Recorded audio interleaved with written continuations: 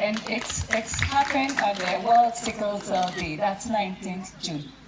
I always ask myself, hey, Frida, how come I gave birth to you on the 19th of June? It was after 1 year when her diagnosis came up. Exactly 1 year. So I asked myself, my daughter is 19 years. Hey, my daughter is a year old, and her birthday too is 19th June. Then I heard that every 19th June is World Sickle Cell Day. You can imagine the coincidence.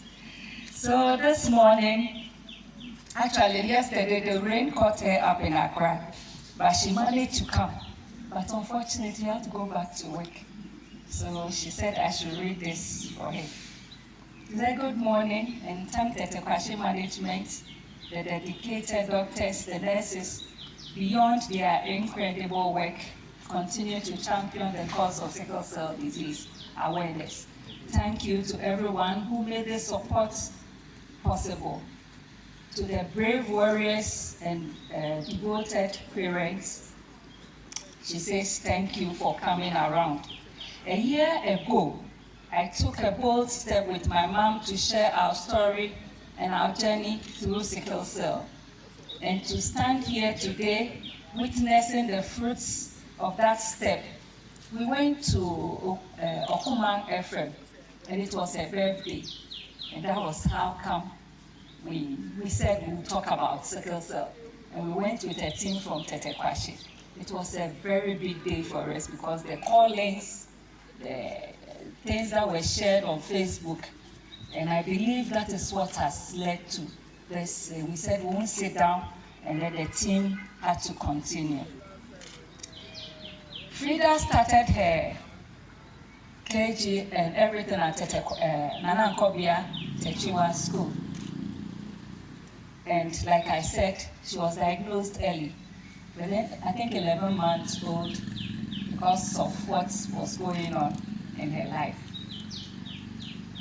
She's somebody who is strong. I don't know whether it's an inner thing that God has blessed her with. And with that, even through her KG, she had so many friends who loved her so much, even her seniors and her teachers. Like doctor was saying, are we telling it loud? I had to go to the school, tell the teachers, I am not shy of sickle cell. I wasn't at all. So I could go to the teacher, tell the teacher, this is what my daughter has, so that, they can take good care of her. And the support that came from her colleagues, they even called me sometimes. So she went through to JSS. That time Dr. Winfo was here, and she knows when the crises are coming, and she can see the trigger signs, and then she will let them know. And then whatever we have to do for her, we'll do for her. So she went to Ebri Girls. You can imagine the cold at Ebri. We nearly had to stop her.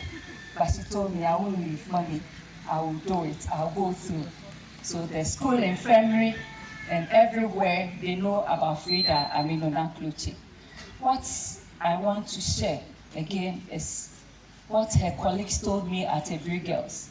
They said Ami was like somebody who pushed them to go further, because if she could go to the extent that she wanted to join the cadets, and I told her that, no, this is beyond you. You can't be a cadet. Yes, because of what she wanted to do.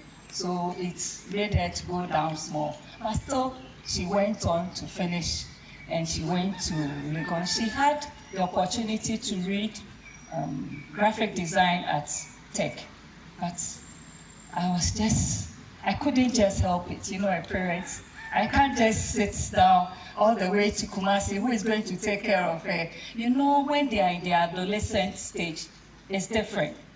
It's different altogether. Every adolescent, whatever ever happens to a sickle cell patient. So you can imagine an adolescent with sickle cell. So I said, no, let me lobby and see if we can get a place closer so that she could go to Legon and complete whatever she wants to do. But she didn't get to do the graphic design, and she had the public administration with Chinese. And so she did it, and she finished. She did her national service. And God being so good, she's still kicking. And she's a warrior because she keeps me going on. She said, Mommy, you are my strength. You are my strength. She calls me every day to tell me I'm her strength. And then her little sister too came, who happens to also have the same age. But fortunately for us, the boy is AS and he's in between. So from Frida wants to thank the whole team for bringing this thing, program far. And she says she believes it's going to be sustained, and then the support group will work so that other people will join. And then the stigma, she said I should mention stigma. I should talk to the nurses about stigma. I am a parent, like I said earlier. The stigma I went through, my colleagues, and the things they will tell you, I wouldn't share it here. But she said I should mention stigma. If they are not stigmatizing themselves, why do you stigmatize them? Why do you push them to the wall? To the extent that some would even like to commit suicide because you have labeled them so they cannot come to you. Legon has a clinic within campus, and I told them, and they are working with the sickle cell students so well. They call them, they have their numbers, and they call them so that they can check up on them. I believe we can also do the same, and then together we can tell it out in a very different way, based on whether you are a nurse, midwife, doctor, medical scientist, or whatever, pharmacist, HI, health information officer, everybody. If we come out together as a multidisciplinary team, we can help the sickle cell patient to achieve better in life. Thank you.